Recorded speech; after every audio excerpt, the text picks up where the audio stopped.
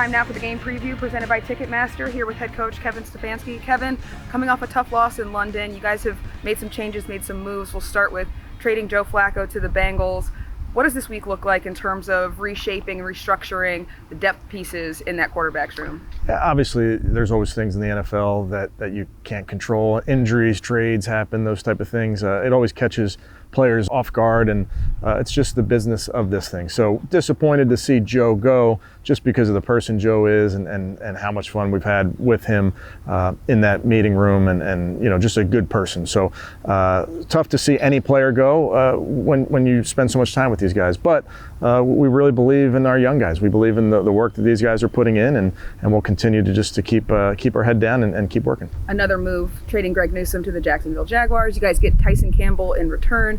So what, again, does this week look like in terms of reshaping the cornerbacks room, and what are you seeing from Campbell when you look at where he might fit here? Yeah, I think this is we lost a good player, we added a good player, and sometimes that happens in the NFL, and excited about adding Tyson to this group.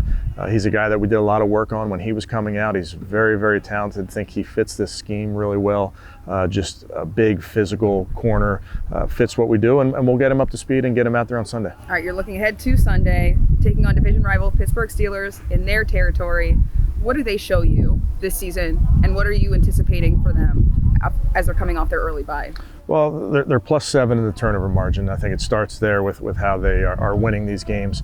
Obviously, the new part of this is having Aaron Rodgers at quarterback in his first year with them, and that changes certainly some things that they do. You see them maybe playing a little bit more to his strengths, but man, he can still do it. He can still make every throw. Does a great job with their offense, understanding where to go with the football.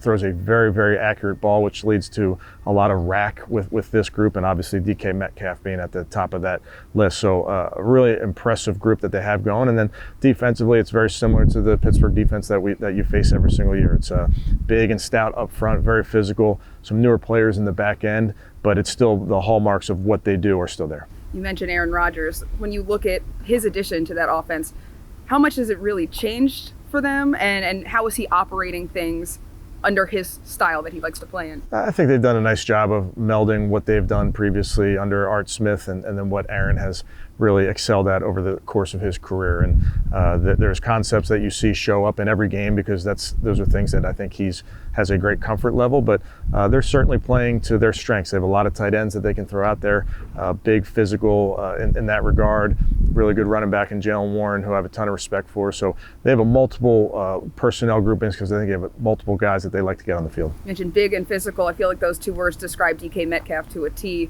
How much of a challenge is it for your secondary and for your linebackers and for the entire defense when you're not only trying to stop him from being in the pass game, but also trying to take him down, tackle him? Yeah, we played him a few years back when he was in Seattle. We were out there, and he's, like you said, I mean, he's big and physical.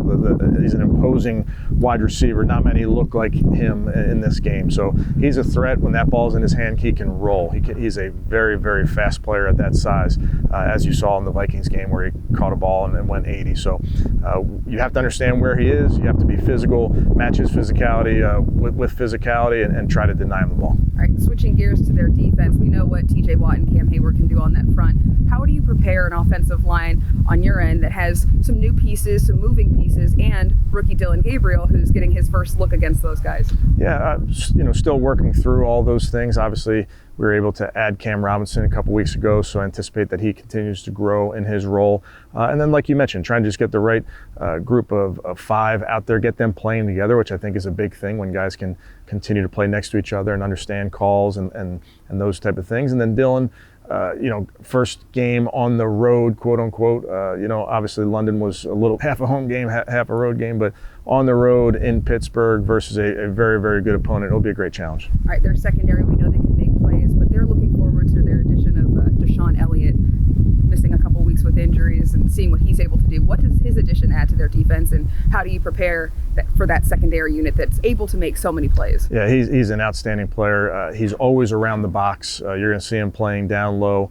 When he's defending the pass, you'll see him in the run game. They love to blitz him, and he can really blitz from all over. So another guy that we know well, having gone against him, but really talented football player. So many of these games this season have come into close contests, right? So For your special teams unit in particular, knowing Chris Boswell is as consistent as he is there an extra focus knowing this game could come down to a field goal, this game can come down to field position on kicks and punts? Without a doubt. I mean, special teams is a big part of these games, and the difference between winning and losing oftentimes, whether it is a field goal or it's winning the field position in the fourth quarter. So we understand that that's a big piece of this, is making sure that we're playing at our best on offense, defense, and special teams in this fourth quarter. It's your first time taking on the Steelers this season. They've had some experiences against other division rivals, but how are you preparing some of these young guys who this is their first real test of going in Pittsburgh, playing against the Steelers for what we imagine is going to be a hostile environment? It will be. That's division football for you. Obviously, we've got a couple division games under our belt so far, and now we get to go against Pittsburgh. So you're always trying to educate your players on the division rivals